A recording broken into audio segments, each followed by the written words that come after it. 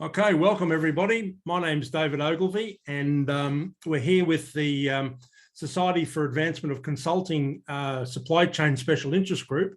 And we have a group of supply chain consultants with us today, and we're going to be talking about the fundamentals of supply chain. So if we just walk around the group and introduce ourselves, Lisa, we'll start with you. All right, so Lisa Anderson, President of LMA Consulting Group, located in Claremont, California, in the US, and a expert in manufacturing and supply chain. Karen. Yes, I'm Dr. Karen Wilson-Starks. I'm the President and CEO of Transleadership Incorporated. We are based in Colorado Springs, Colorado, and I work with senior executives who are in large global corporations. And Diane. Consulting based out of Phoenix, Arizona in the US. I work with manufacturing and distribution clients on all of their supply chain management needs. Terrific, thank you, and welcome everybody. As I said, my name's David Ogilvie. I'm based in Brisbane in Australia. I too work with manufacturing firms and distribution companies, and I help them with their ERP investments and with building supply chain resiliency. So we have been talking a lot as part of the special interest group about the supply chain disruptions and things that have happened over the COVID periods and so forth. And we firmly believe, I think, as a group, that maybe the next step, rather than finding the next big thing or the next big technology change, might be to have a small look in the rear vision mirror and just have a review of what our fundamentals are. So Lisa, do you have a comment on that? Yep, I would definitely agree. Well, one is that as clients are starting to experience these increasing interest rates, at least in the US, although I know it's happening around the world, it's certainly making them think twice about these inventory management procedures that they either have in place or don't have in place in terms of both levels and accuracy. So that's certainly one of the places that I've seen them start. But overall in the topic, David, I would completely agree that I'm seeing across the board that the clients that do a great job with the fundamentals also are the ones who are going to innovate and are going to be more resilient with turbulent times like we're in today. So it's certainly a focus for those who are successful. So Karen, you're in a slightly different market. What are your thoughts? Yes, I would say not so much that the market is different. However, my expertise is different. I focus on executive leadership. And so let me mention a couple things that I think are important for the companies I'm working with right now who are in manufacturing and also in commercial construction. And number one is providing training to the workforce. And what I've discovered is that as there have been a lot of seats changing around in different companies, and I work with a lot of legacy companies that have been around for a long time, maybe haven't had a lot of personnel turnover, and they've been having turnover for the first time. And they're thinking if they bring in someone who is a project manager, they bring in someone who is a driver is a driver, a project manager is a project manager, and that is just not true. You have to train the people for your context, for your environment. You cannot assume that they know how to be effective in your company and where you're working. And people are moving so fast, they're skipping the training. And so I think that's the number one thing I would mention. The second thing I would mention is just the culture of an organization. The culture is of how people do things in that context and in that environment, the values that lead that business. And you, again, can't assume culture transfer. Some of it is caught in the air and in the ether, and yet there's an intentional aspect about it as well, so that you have to tell the stories in your business that illustrate how you want things to be done. So for example, there might be a client that your workforce thinks is a pain, and yet you would treat them in a different way. You would say, oh, this person's had this problem here, they've had this difficulty, we're going to treat them like gold, and here's how we do it. You want stories about that because your people might tend to beat the customer instead of to really treat them as a valued partner, unless you can demonstrate what you're really looking for in terms of that culture transfer, and they know what's happening. And then the other thing I would say, and this is really important, paying attention to where the customer is today, what their needs are, not only for today, but also tomorrow, which means you have to see where you can add value in areas that matter to the customer, that would make their life a lot easier and better because you're adding that value, and they're willing to pay a premium for that because other people are not offering the same service. So I'll just give an example of it in terms of on the customer end.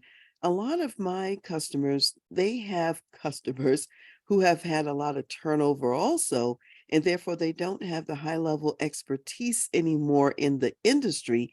And if my customers have been in their businesses for years, they do still have deep expertise and can educate the customer and make things run more smoothly. Very few of their competitors are in a position to also do that. So that's value added. And that's an example of what I'm talking about. Yeah, there's no doubt if you don't add that value, you become a commodity. So Diane, Karen's talking about the personal side of the fundamentals.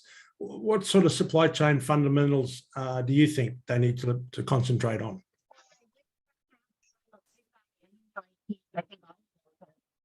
You're breaking up there a little, Diane. Oh, I was saying I agree with Karen. Do you hear me now? Yes. Okay, wasn't close enough. I agree with Karen and I agree with Lisa on the inventory. A lot of the projects that I've worked with clients recently on, though, have been directly related to the production schedule. And how do you optimize with what backlog you have? How do you optimize your production schedule internally so that you're, running more efficiently, whatever resources you have? Sometimes not everybody shows up every day, let alone people are still looking for, a lot of my clients are looking for welders and machinists and that talent that's required. How do you utilize those resources effectively? So I think production scheduling has been a huge fundamental that I think clients are focused on just because of the amount of backlog and limited resources they have. And that might just be, mapping out the process and figuring out how do you better sequence things together, but then it can also be how do you utilize the system to support a better process that you may, have in place. Just kind of depends. Yes, I agree. And the other thing, of course, is that so many companies don't have their inventory management practices, which are fundamental to, it's all well and good to have a schedule, but if you don't have the raw material there to be able to provide that production line with what you want when you want it. And, some simple things like cycle counting and understanding what your inventory accuracy is and understanding what your forecast accuracy is, they are what your cost to serve is to a customer. Who are your profitable customers and who aren't? These are all, for me, very fundamental things that people need to have in place in order to thrive. So we've had a late member joining us, Evan. Would you like to firstly introduce yourself and tell us where you're from, and then any comments you've got about the fundamentals? Thanks, David. Hi, I'm Evan from Adelaide. Hi, Lisa. Hi, Karen. Diane. I've just come back from Europe, actually, so I'm jet lagged at the moment. But just listening to you guys, right? Because I come at this from a small business, privately held client base, and everything I've just heard from you guys sounds like, a masterclass in what my clients need to be looking at. We are certainly here in Australia, despite Dr. Alan Weiss's best efforts to tell me that the supply chain issue is a non-event. We've got severe supply chain issues here. Like insane stuff's happening. We're selling stuff that we can't get for 2 years. I've got building companies going broke left, right, and centre in this country at the moment. They've just taken the hit. We couldn't survive it. fixed price contract with materials and labour going up at 20% per month. Any wonder big companies have gone broke. So yeah, you know, the only way to win, Karen, if there's a shortage on talent, is culture. The only way to win. So I've got examples of engineering firms where we too can't get welders and steel cutters to save our lives. And yet demand for what we want is through the roof. You know, my client went to a 4-day week. Now, sillily, he never spoke about it to anyone. I look at him and go, my God, let's tell the marketplace this and see what happens. And we have got welders and machinists running at us because they're unhappy where they are. And we're offering something that no one else is. And, you know, that life balance is attractive. Yeah. The 4-day week, Evan? Sorry? The 4-day week? Yeah, Monday to Thursday. So see, here's the issue with the culture of like, I had too many boys taking Mondays off. Can't do it on a 4-day week, boys. You lose your 4-day week if you keep that up. Yeah. Boys, you better protect this 4-day week from the idiots coming in that might ruin this for us. I need peer pressure. Yeah. Well, we actually have a client also that runs 4-day weeks. It's a bit frustrating that we never can meet with them on a Friday, but I have to say that their people love it as well. And that is important because they are finding welders in their case as well. We went more from than other target clients people. Are. You know, I've heard this so many times in my career now. In every jurisdiction on the planet, can't get people. I'm hearing about firms in Boston that can't get people. Try Adelaide, mate. It's crap. I've got a story out there. The people come. Yeah, I've got a client like that. They're in the fabrication business, and they're pulling people out of the Philippines. Yeah, change your mindset. They're out there. Good people are out there. They're just not working for you. And now they come and create what's attractive. And it's not just about money. It's about the other things that you do as an organization, because most people want to be led and most people want to belong. I think you're bringing up such an important point, Evan, because a lot of there are reasons why companies are having a hard time attracting and retaining talent. And similar to the way you think about a customer, you've got to think about your internal people as customers as well, and think about what are they looking for today in today's workplace and in the marketplace. And a lot of times companies are trying to dictate, we're going to do it like this. And they're not really listening to the workforce and what the workforce is interested in. And so therefore, similar to what David, what you said about being a commodity, you become a commodity business even on the talent end, because there's no reason for me to come to your organization, even though I might be unhappy where I am. It's like jumping out of the frying pan into the fire. So I think, Evan, you make a great point to talk about how culture can be leveraged really to the advantage. And you can measure culture. It's not soft. It is hard. It's soft in its implementation, but it's hard in its outcome, and it's retention and turnover. Yeah. Well, and I'm seeing the you guys bring up a really good point, because I also have a client that they're really not flexible. For some reason, the CEO is just not flexible. He's wanting everyone to be in the office every day, and that's just not working. So I've got demographics in my world where I've got 74-year-old business owners who are suit and ties. You turn up to work. If I'm not looking at you, you can't be working, right? It's crap. It's not true. Doesn't work that way. He can't attract talent to save his life, or the talent he attracts is the bottom end of the barrel, if you ask me. Because the smart ones and the clever ones who have valued themselves are saying, no, I wouldn't do that. I want this. Yeah. So the organizations that tap that are getting the better talent. And I'm watching dudes that have a lot of money that aren't getting it. And dudes that don't have money that are. So David, we took over for you here. So what do It's you all think? good. It's here to be a discussion. That's the whole purpose of everything. That's right. Just It's tell me to a, shut up when you're ready, Dave. No, no, you're good, man. it's a strong panel. That's a good thing though. You know, I think we're talking about something that's important to just reiterate. We've talked about this before, and that's the whole notion of agility and flexibility, because really that's what we're talking about here. The companies that are less agile, the ones that are less willing to listen and to change, they're not going to have as many options as those who are more flexible and see the opportunity in the flexibility. Karen, it's Yeah. interesting you say Same. agility. Sorry, Diane. It's funny you say agility, because in some respects there needs to be a little bit of rigidity around process discipline. So to get some of those fundamentals in place, like inventory management that I mentioned before, you need certain process disciplines, right? So you can't be agile about some things and you can be agile about others. Sorry, Diane, I cut in on you.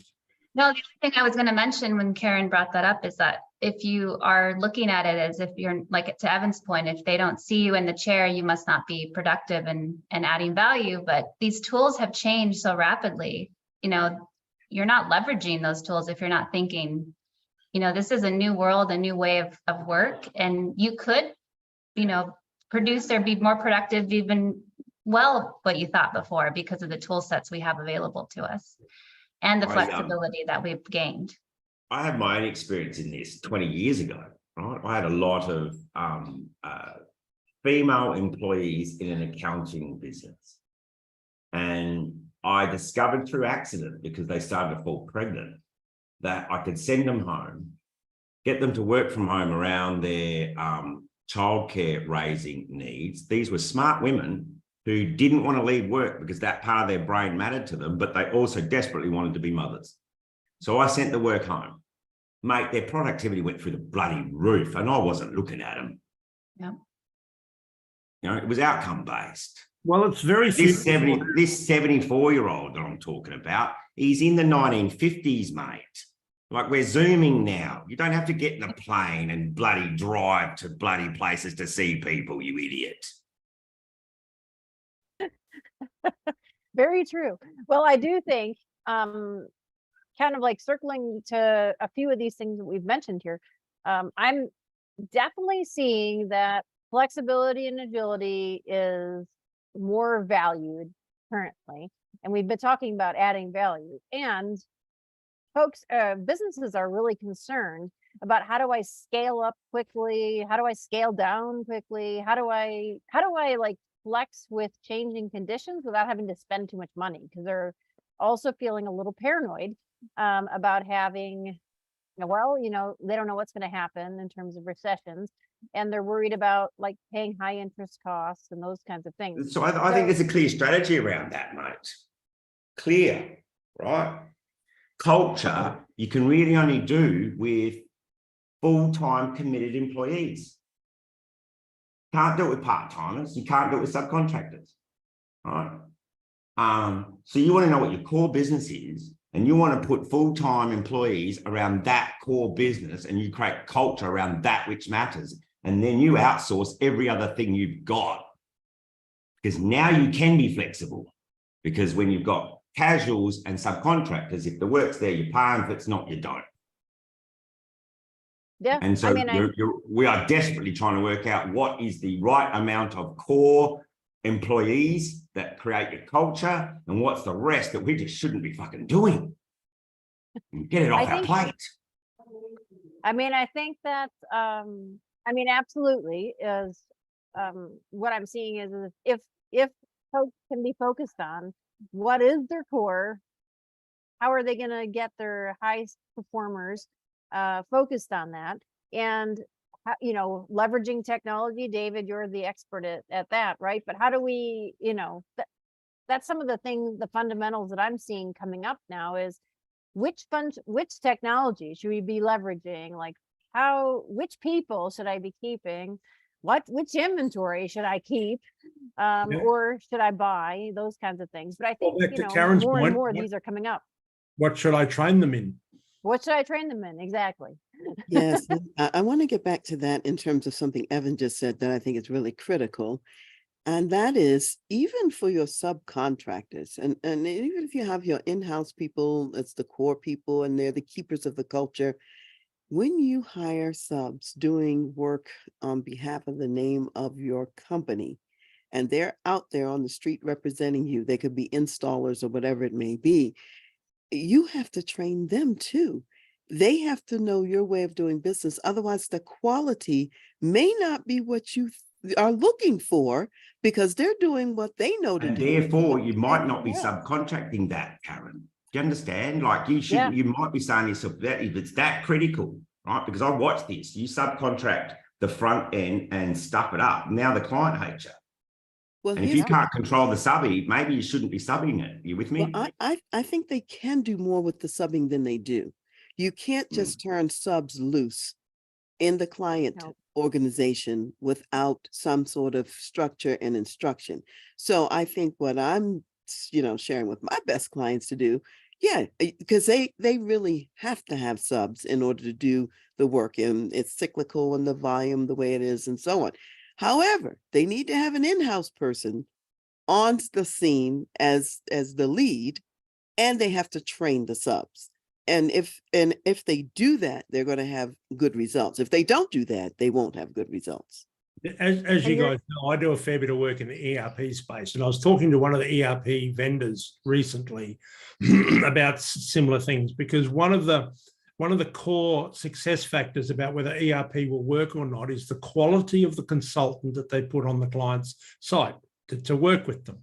And there's been a big movement in people and consultants from jumping from one ship to another and so forth of late. And the issue there is they all come with their own cultural things. They all come with their own ways of working and so forth. And there is no consistency there for that particular company to deliver to their clients. And so, Yep. we were having a very deep conversation there about how they need to align those staff or contractors so that they deliver to the quality that they're expecting, because the company that they've come from may not have as high standards. And so so that's that whole fundamental piece about getting the people understanding what's acceptable, what's not acceptable, and getting them all on the same way. You're absolutely right. And I do agree. Certainly, Karen, in the construction world, what you're saying is absolutely true. There's no way you can not, you have to have subs. But even with clients though, they have temps and, different, but the temps are, to Evan's point, not your face to your customer. I am finding that folks are outsourcing some of their face to their customer, and it's at their own peril, because by all means, that is a really big nightmare. I alone are having multiple problems the last day or two, and I am not happy. I cannot reach a person. And it's just really frustrating. So I don't know, it's just really frustrating. So I think that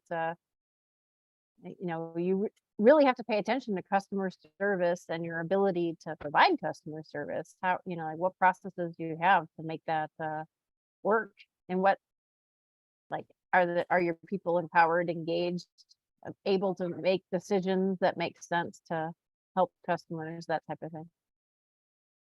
It's really about, you're talking a little bit about brand too, and how do you ensure that your brand is consistent out there in the marketplace? There's a lot of work that's involved, in-house, in the messaging and the preparing of people and so on and so forth. And it only takes a few to knock you out of that brand space where you want to be, and then you're back to competing on kind of a commodity level. And so what I'm talking to my clients about is how to be distinctive, because there are a lot of opportunities to be distinctive in this marketplace. You just have to look for them and leverage them. And if you don't pay attention, you end up falling to the commodity box. And that's the thing, isn't it? Because at the moment, when the economy, the world economy is looking like it's going to have a downturn and things are going to be a little bit more difficult, you need the fundamentals in place. You need the value that you're adding to the customer. You don't want to be a commodity in this sort of market. Oh, definitely not. Or not only will you lose customers, but you'll lose in price too to your point. So I it's, love a good downturn, David. Gets all the shit operators out, and the good operators make money. A lot of green shoots start too in these times. And Well, that's actually- the point. Yeah, like I mean, that's exactly the point. When these sorts of things happen, great opportunities for people who've got their fundamentals right. Yep. Yeah. Yeah. I've been saying here for several months now that I think this will be the next few years, there'll be more opportunities than have ever occurred in history. In the US, the only other time that would even come close is the Great Depression, when we created some companies that propelled to the top of their marketplaces until like now. So it's a once in a lifetime opportunity, but to be prepared to actually take advantage of all this, to all these points, I think we're going to have to have our fundamentals, be resilient, to be agile, and to going to have everything and be prepared to really grow, because everybody else is going to go away or diminish. You kind of have to, mate, because your whole cost of capital and debt just went through the roof. Everyone's operating cost just went up. That's exactly right. Like if you can't move on it somehow, either put your prices up or create new revenue streams and new profitability centers, you're just going to take a hit. Or make better analysis of the information that you've got. That gets back to the thing I was saying before about understanding who your profitable customers are and who aren't. What is your cost to serve to these? Are you actually measuring your cost to serve as a first question, right? And no, they're not, David, and you know it.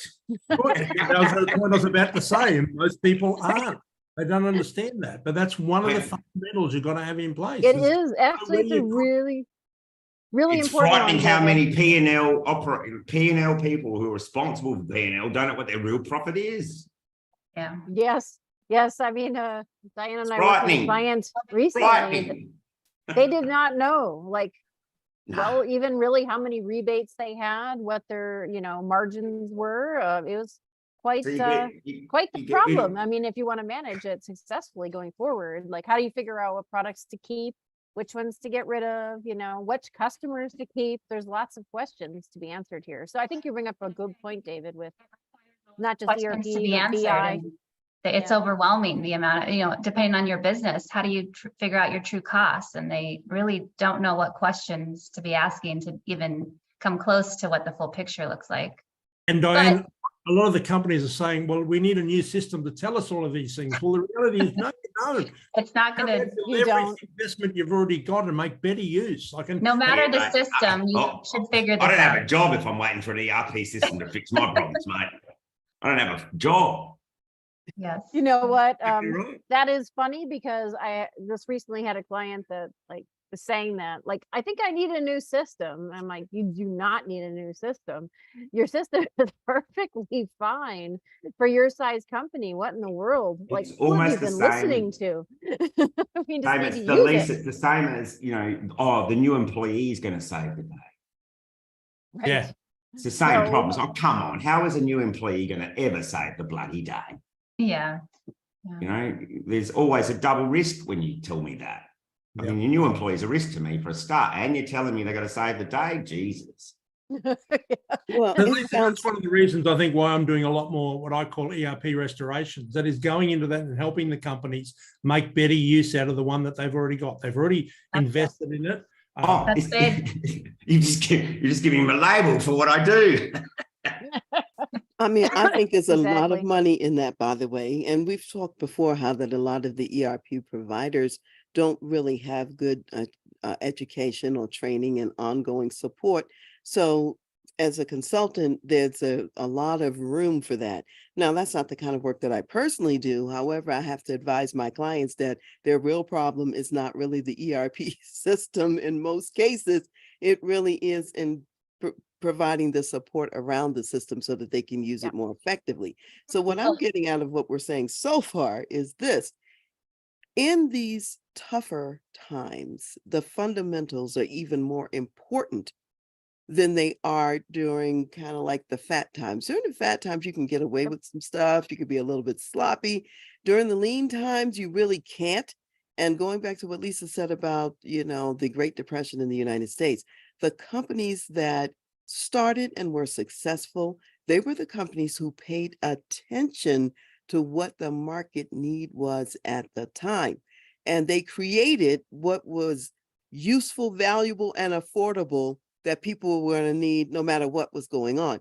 And so that wasn't the time to say, oh, I think I'll do something frivolous right now and create this that nobody wants or can't afford or is not going to use anyway. So I think you have to be real smart with whatever those new choices are.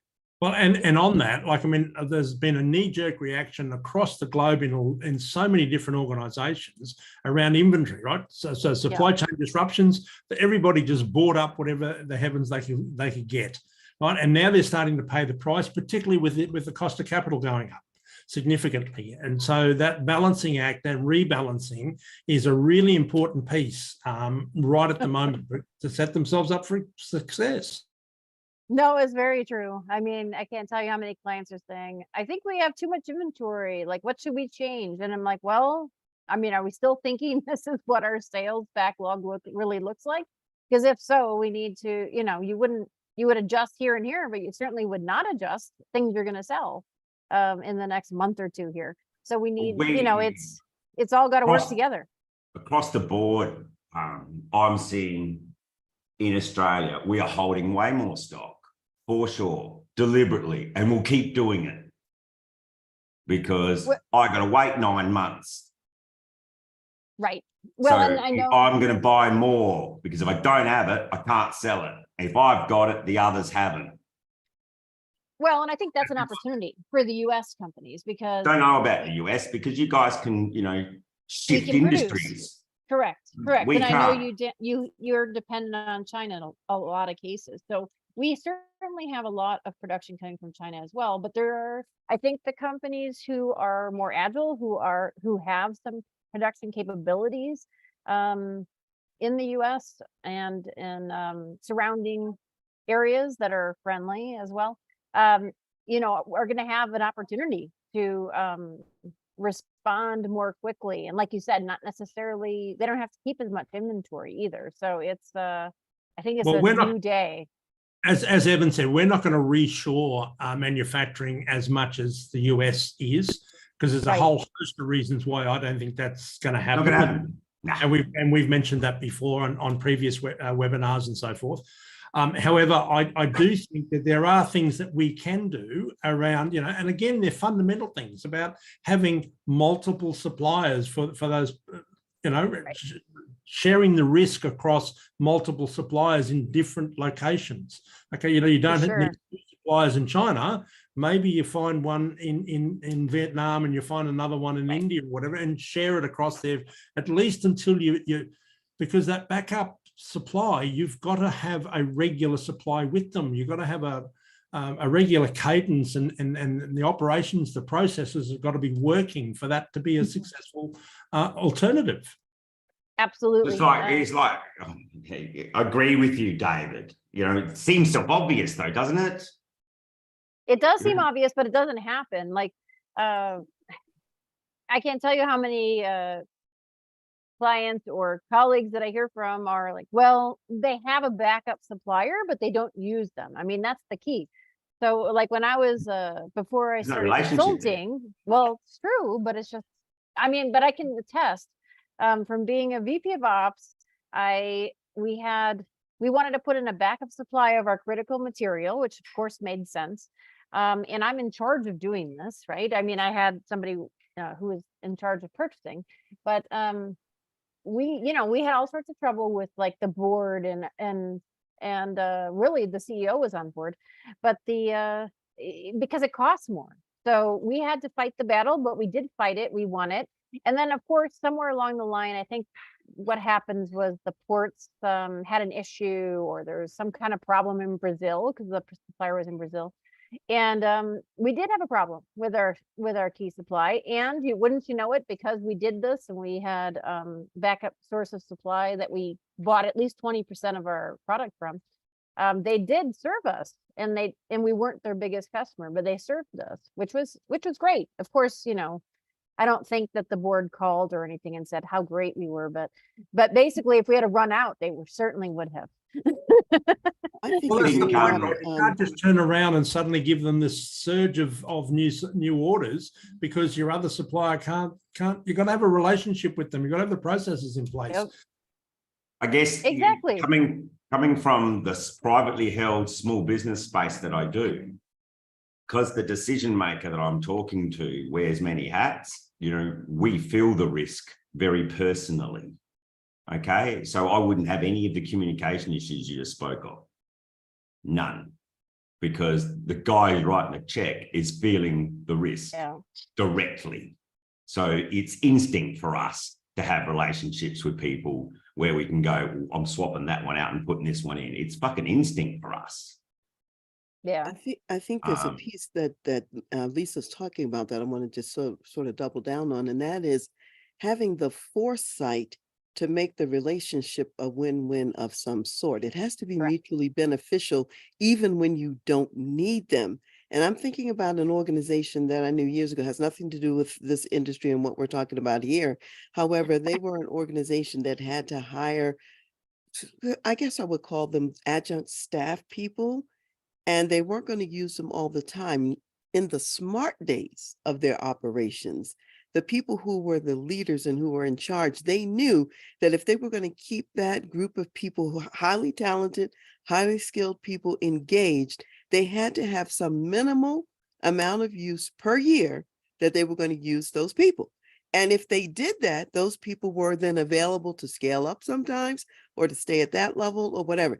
When they got different leadership in place and made a decision, oh, we really don't need these people. Then when they wanted to get the people later, the people found other things to do. And so a relationship means it's not just for your own benefit. You got to benefit the person you're having a relationship with. Well, you're absolutely right. And actually in this case, it was this critical material. So we actually did, I remember visiting with the head of purchasing, and we did like trials of different types of materials to try to find ways we could have win-win improvements where we could save money yet they'd perform better, or cost all of us less, whichever, either way. And so yeah, you're right. I mean, there was that was a key part of it. And doesn't this all seem like uncommon common sense? But it really is. It is uncommon common sense. I mean, recently someone brought up like lean. I'm like, well, of course we want to have lean, but it's just uncommon common sense again. Well, lean has been a term, and as is time, that's been really poorly applied or understood. It's one of those terms that just gets badly applied. Well, yeah, but really, what does it mean? It means you want to focus your attention on what's going to really provide value for the customer. You want to eliminate unnecessary waste. Well, don't these things seem like uncommon common sense? Who wants waste anyway? Right? Don't have excess inventory. I was going to say, have the things that you mostly need readily available at your fingertips, right? Like, sounds like a plan. Sounds like when you're a chef and you're making a recipe, you need the things right next to you, so you easily have this stuff. So yeah, it's a lot of whatever habits we're in today. It's just, are you in those habits when things become tougher? Or are we in habits that, we didn't keep those key suppliers with work that we needed, or we didn't have the key talent engaged, to Karen's point. Whatever habits we're in now are going to carry forward.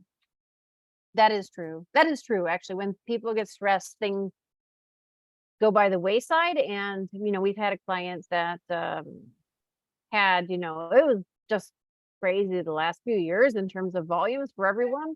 And so, things are moving around and not all the procedures stayed intact. So, we're reinstilling some of those procedures, but I think that that's a key thing is you don't need to go overzealous and be a crazy person in terms of the nth degree and drive all your people away with bureaucracy that's unnecessary. But there is a certain level, to David's point earlier, of procedures that you have to have people follow. And I guess you really just need them to understand why. And then that makes everything make a lot more sense. And really, if technology can support you so that you don't have to do all this stuff manually, that helps a lot these days.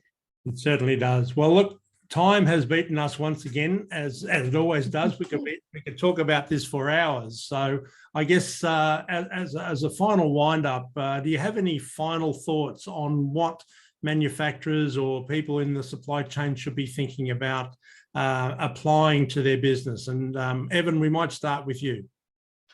Well, thanks, David. I just switched off for a second. No. Hell, mate, I think it's like you've been saying, back to 101A, what seems really self-obvious to us. You know, culture is going to win the day when you're attracting talent. And the relationships you have with key suppliers is going to win the day when you are under pressure. Like that's negotiation 101 in some regards, is it not? You're telling me in these large organizations that you play with that because of the levels of management, you know, what I would consider negotiation 101 gets lost in translation in that system. That can often be the case. Karen, any final thoughts from you? Yes, let me first just summarize the three things I mentioned, and that is to be successful, the fundamentals that are important, train your people. That's in their core job and also on the systems that you're using. Number two, I would say be intentional about culture transfer. Tell the stories in your organization that illustrate how you want people to be treated and how you want them to operate day to day. And then I would say, look around to the customers, pay attention to new needs that have emerged that your business, that your company can actually fulfill and add value to the client. And I'm going to add two other things. One is communication. A lot of companies today, because they're running fast and furious, they have abandoned the what I'll call state of the business meetings to really bring people up to speed on what's going on. People don't know. They're not sitting in the executive boardrooms like my clients are to know what's happening. So you've got to be intentional again about getting the messaging out about what's happening in the business, what's going well, what are you working on, what are the opportunities, and so on and so forth. I think that creates safety. And then secondly, I would say treat the employees the way that you want them to treat the customers, because that's the modeling that you need. And if they get to experience it, then they have a much better chance of actually doing it. When you tell them to treat the customers one way, and then you treat them the opposite, they're going to treat the customers the way you treat them. Well said, Karen. David, you're muted.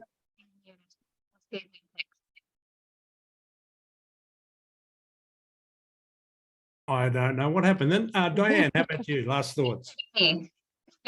Well, I would just say, piggybacking off Karen's communication, and the key to communication is that as we need to figure out what products, what customers are profitable, as we need to discover what our costs are, don't be surprised if some of the basics and the fundamentals are starting from the very, very bottom of how many, what are our key resources?